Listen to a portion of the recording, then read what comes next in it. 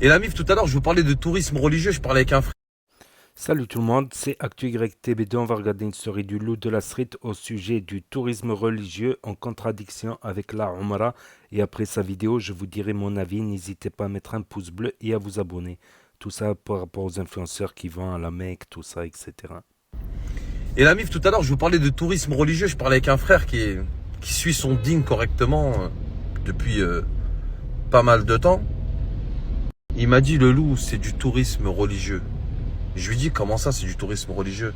Il m'a dit, tu sais, quand tu arrives à la Mecque, à la Umrah, tu deviens égoïste. Je lui dis, comment ça? Égoïste de quoi? N'importe quoi. On est une religion de partage. De quel égoïste tu me parles? Il me dit, si. Il m'a dit, quand tu arrives à la Umrah, tu fais plein de doigts, tu essaies de te faire pardonner. Il m'a dit, tu penses beaucoup à toi. Il m'a dit, même si tu fais des doigts pour les gens de ta famille qui sont morts, pour les musulmans en général, pour les gens que tu aimes et tout, tu fais des doigts sincères. Il m'a dit, 90% du temps, tu penses à toi. Il m'a dit, t'as pas le temps de faire des photos, des vidéos, des séries Netflix, des DVD, des bandes dessinées et des spectacles. Vous voyez ce que je veux dire ou pas? Donc voilà la famille, je suis pas en train de dire que je suis meilleur que les influenceurs qui vont là-bas ou que j'ai une foi meilleure qu'eux ou que je suis meilleur musulman qu'eux, attention. Hein.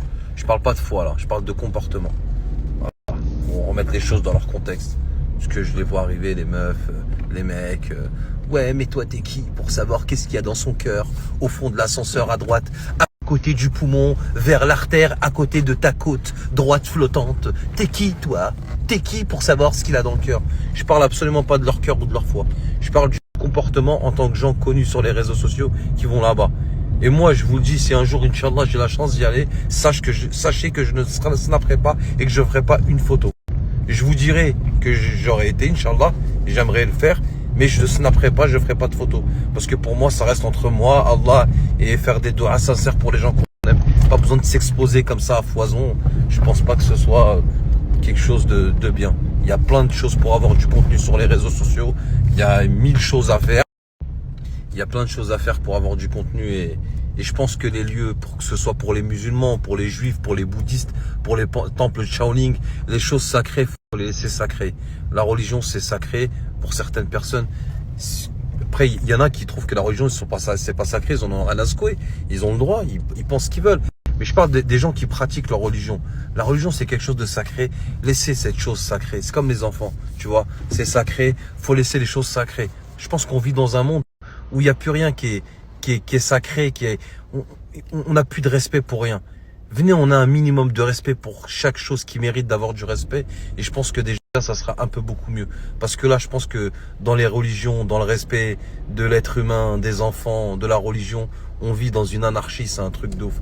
Donc essayez d'avoir un peu de pudeur, un peu de sacré pour ce qui doit être sacré. Je pense que ça sera bien pour tout le monde. Ça fixera un peu de limite à chacun d'entre nous. Et là, un article spécial chirurgie, travail des mineurs, brigade dédiée. Bercy s'attaque aux dérives des influenceurs. Je le lis pour les malvoyants, tout ça comme ça. Le ministère de l'économie a présenté de nouvelles mesures pour mieux encadrer le travail des créateurs de contenu sur les réseaux sociaux au programme des définitions claires dans la loi, des règles pour le travail des mineurs et des contrôles et sanctions renforcés. Il s'agit d'une première en Europe selon Bercy, après des mois de polémiques alimentées par le rapport Bouba des tables rondes avec des acteurs du secteur, une consultation publique. Le ministère de l'économie a présenté vendredi une série de mesures encadrant le travail des influenceurs, ces stars des réseaux sociaux dont les revenus sont souvent issus de partenariats avec des marques. Désormais, le secteur de ce que Bercy appelle l'influence commerciale sera clairement défini dans la loi comme une pratique qui consiste à créer, à diffuser à l'intention du public français par un moyen de communication électronique des conseils ou des contenus faisant la promotion directe ou indirecte de produits ou de services en contrepartie d'un bénéfice économique ou d'un avantage en nature. Les revenus des enfants influenceurs protégés. Sujet à polémique, le travail des influenceurs sera strictement encadré. Les mineurs de moins de 16 ans devront obtenir un agrément de l'État pour travailler sur les plateformes et 90% des sommes qu'ils gagneront seront bloquées jusqu'à leurs 18 ans. Pour éviter tout abus, a annoncé Bruno Le Maire. Ouais, bah, comme on voit Jordi là, que ses parents ils ont tout bouffé, ou l'autre là de j'ai rétréci les gosses, j'ai loupé l'avion, là, tout ça, le petit, ils lui ont tout bouffé. Autre sujet brûlant, Les multiples arnaques dénoncées par les consommateurs lésés par les partenariats douteux. En janvier, un collectif de victimes a déclenché des dizaines de plaintes à l'encontre du couple d'influenceurs Marc et Nadé Blata, les accusant d'escroquerie après la promotion de cryptoactifs et de trading en ligne, des accusations niées par les intéressés. Dropshipping, filtre et chirurgie encadrée. Très critiqué, le dropshipping sera quant à lui soumis au régime des pratiques commerciales trompeuses. En cas d'informations manquantes dans les publicités, les influenceurs qui feront des opérations commerciales seront tenus d'indiquer clairement l'usage de filtres lorsque c'est le cas. Bercy veut également interdire formellement la promotion de la chirurgie esthétique par les personnalités des réseaux sociaux. Bruno Le Maire réfléchit par ailleurs à étendre cette interdiction à d'autres canaux en raison des dérives constatées notamment chez les jeunes. Des stars de Dubaï aussi visées, les manquements aux règles d'affichage des partenariats pourront être sanctionnés de 2 ans de prison et 300 000 euros d'amende, rappelle Bruno Le Maire. Surtout, les autorités pourront ordonner la suppression de publications illicites, la suspension de comptes visés, voire l'interdiction d'exercer en tant qu'influenceur. Les peines seront adoptées selon le profil et l'audience de l'auteur de l'infraction. Les stars s'étant exilées à l'étranger mais touchant un public français ne pourront pas échapper à ces mesures. Elles viseront tous les influenceurs où qu'ils se trouvent à Dubaï ou ailleurs, a insisté Bruno Le Maire. Donc voilà, l'histoire des filtres, c'est pour Zama, les produits miracles amincissants, les avant-après, ils font des retouches, tout ça. Donc il y avait quoi aussi? Dropshipping, voilà. On verra ce que ça donne, on verra ce que ça donne. Pour l'instant, ça c'est qu'un article. Voilà, tout simplement. Voilà, sinon pour en revenir au sujet de tourisme islamique, de tourisme religieux, en opposition à la Umrah, voilà, surtout qu'en ce moment-là, avec le Ramadan, c'est le Hajj carrément.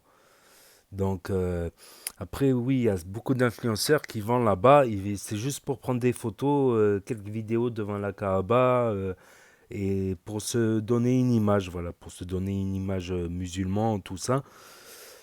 Alors que j'ai vu d'autres influenceurs qui approfondissent, voilà, les soirs avec des, comme Brulux, le soir avec des étudiants, ils parlaient de l'histoire, voilà, tel endroit il y avait la bataille d'Uhud, tel endroit c'était le jardin qu'avait acheté Othman radiallah pour offrir les fruits et l'eau aux gens du village, de la ville, alors que le propriétaire d'avant les faisait payer. Il y avait plein d'anecdotes comme ça ici. Il y avait le prophète sallallahu alayhi wa sallam qui se reposait. Ça, je trouvais ça, c'était intéressant. Ash Coaching aussi, il a fait un peu ça. Mais il y en a qui vont à la Kaaba juste pour prendre des photos à la Kaaba. C'est vrai qu'une fois que tu arrives à la Kaaba, c'est limité en temps. Voilà, tu peux pas rester toute la journée à la Kaaba. C'est vrai, donc les gens, ce qu'ils font en général, c'est que tout le temps qu'il leur est imparti, eh ben, ils le passent à faire des doigts pour eux, des doigts pour leurs proches et tout ça. Même Gach Coaching, il a dit si vous avez des doigts, mais il en a reçu trop, il ne pouvait pas toutes les faire. Voilà, mais la Saoudie qui elle-même s'ouvre au tourisme de masse, hors tourisme religieux, hors Umrah, tout ça. Donc et à l'industrie aussi, ils essayent de s'industrialiser, de préparer l'après-pétrole. Mais la Saoudie, c'est pas un jeu, on va dire. Les règles sont beaucoup plus sévères, tu vois. Parce que là-bas, ils peuvent te mettre en prison, il n'y aura pas d'extradition, la France ne pourra rien faire, de près ou de loin. Les lois sont... Même à Dubaï, Dubaï, on dirait c'est touristique, tout ça, mais il y a des règles, il y a des lois à savoir. D'ailleurs, quand on dit aux ressortissants français dès qu'ils vont à Dubaï, il est interdit de danser sur des lieux publics, dehors dans la rue, je veux dire. Il est interdit d'insulter aussi, et encore moins en voiture. Il y a des gens qui ont pris des peines de prison pour avoir insulté en voiture.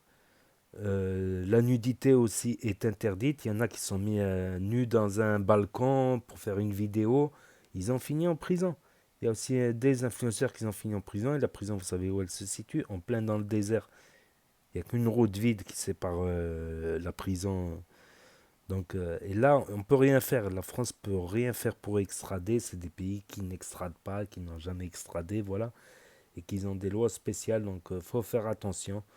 Voilà, mais on prévient toujours les gens, mais toujours ils dépassent des limites. Quand c'est trop tard, qu'ils sont en prison, ben voilà. On se dit, putain, on aurait pu les conseiller ou quoi, ou qu'est-ce. Mais de toute manière, les gens, ils veulent rien entendre. De toute manière, ils veulent en faire qu'à leur tête. Ils croient que c'est un film de ham ham, la vie, c'est pas du tout. Pas du tout. Mais c'est vrai que ceux qui vont juste pour faire des photos devant la Kaaba, c'est plutôt du tourisme religieux. Et c'est pas une Umrah, pas du tout. Voilà. Il y a certaines règles pour que la Umrah soit validée ou que le Hajj soit validé. Et aussi après. Après, tu peux pas faire le Hajj, par exemple, et après faire des conneries ou t'empirer carrément. Tu ne peux que t'améliorer. Faut assumer après et il faut pas. Voilà. Faut mieux pas le faire ou s'afficher si c'est pour faire des conneries après. Franchement, ça sert à rien. En général, ça t'aide à t'améliorer et pas l'inverse, quoi. Pas l'inverse. Sinon, si ça t'aide pas à t'améliorer, bah, tu peux pas appeler ça une Umrah, tu peux appeler ça un tourisme religieux à la limite. À la limite, appeler ça un tourisme religieux et pas une Umrah, voilà, parce que le mot Umrah, il est un peu utilisé à tort et à travers, je pense, voilà, tout simplement. Donc, n'hésitez pas à me dire ce que vous en pensez dans les commentaires, à mettre un pouce bleu, à vous abonner, à cliquer sur la cloche et je vous dis à bientôt pour de nouvelles vidéos. Merci d'avoir regardé, c'était Actu YTB2, premier sur les actus des influx. Tchuss.